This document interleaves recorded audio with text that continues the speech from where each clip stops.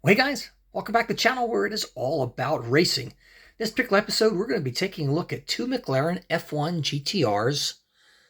The black one that you see in the background is a Hachette model by Spark, and the one over here to the right is a TSM model. Both are in 1/43 scale, and both come with bases and acrylic jewel covers. Now, what's interesting to note is while both of these are identical cars, these are cars from different teams. The winner, the number 59 car, the Uno Clinic car over here, made by Spark as part of their Hachette collection, is distinctively different than the one prepared by Gulf Racing on the right. The biggest differences between the two being the additional fog lights that you have mounted on the inner part of the nose of the car here on the Uno Clinic car, where that is lacking on the Gulf livery car. Now, aside from, this one being black and the Gulf livery being kind of a very much dark blue and kind of a metal flake car, along with the Gulf gray and orange accents, that is lacking on the number 59 car, which I think makes it look a little bit more mysterious and deadly than that of the Gulf car. Now, the big differences between the two of these cars, as far as from a model standpoint, with the Hachette model, which is, granted, this is a $25 car. At most places, you might pay as much as $50 for it if you're crazy enough to do so, where the TSM model is closer to a $100 model car, 4 times the cost of that of the Hachette model. So the big differences you're going to notice, particularly if you look at the nose, is you don't have the, you can see an arrow for the tow hook, but there's no tow hook there. The splitter is rather, somewhat undefined on it, so to speak.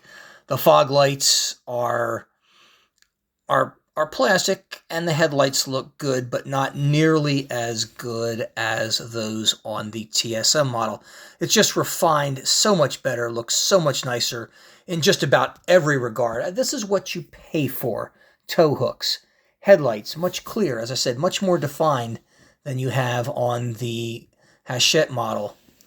Take a look at, the mirrors, the louvers over the wheel cover. Look at the windshield wiper assembly. Substantially more detailed than that on this one. And even if you look at the interior, well, you can see a little, it's kind of hard to see because the dash on this thing is so deep, and the steering wheel is in the center where you notice that little hub there. This one's blue, and you can clearly see the seat a little bit better back there than you can. We'll take a side look at it. There's framework also that is different on the two cars that I think TSM does a much better job with than does the Spark Hachette model. Now we're going to take a look at both cars from the side. Let's take a look at the wheels first. You do have the nice Michelin tires on this car.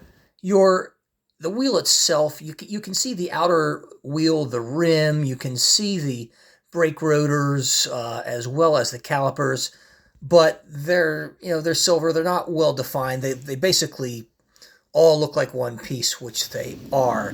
If you take a look at the TSM model, you can clearly see the wheels are orange. They're a little bit more detailed. And if you take a good look in there, it's kind of hard to do. I'm going to try to do this without touching the car too much.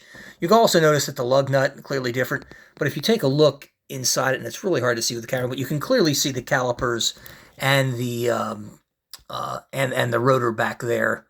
Also, you see the body work. You can clearly see that there's an open vent here, and you don't have that on the, it's there, but it just doesn't look as prominent on the TSM model. Fit and finish of both cars are really, really good, as you would expect. One thing I do like about all Spark models is you have the names of the drivers over here on the base.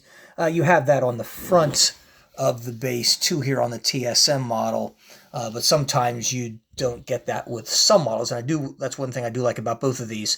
As I mentioned, the finish is very, very good. Just the overall presentation of the car, when you take a look, for example, at the top and take a look at the wing, It's just more well-defined. The finish looks better as all. Now, granted, you have more color contrast with the TSM model with the Gulf stripe, and the engine cover has I don't know what that is in the inside of it. You can't really see the engine. It just looks like like a weird cover, but you don't get that on this model. But otherwise, the models are very, very similar, as they should be, because they're the exact same cars, just fixed a little bit different. Also, if you take a look at the interior of the TSM model, you can see more of the framework, the seat, and everything else in there, and that's not really apparent on the Hachette model, even though it is there.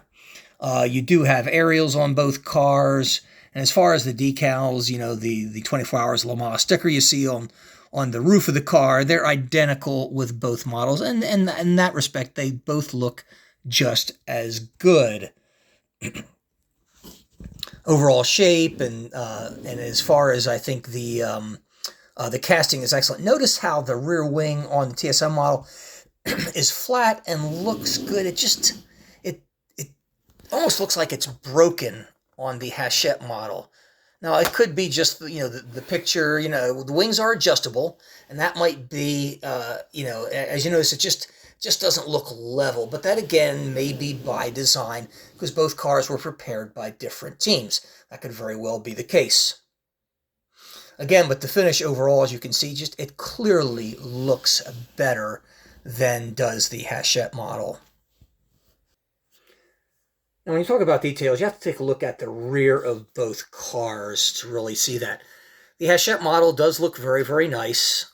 You can clearly see it's got, the red, plastic taillights on there. You see BMW. You can see the grille work. The exhaust on it, and I'm going to have to lift this up, is not really very well defined. In fact, you virtually can't see it, from this angle. Take a look at the McLaren logo and everything else. Very, very nice. And as I mentioned, the rear wing is somewhat uninteresting. There's virtually nothing on it. But it looks more one-dimensional.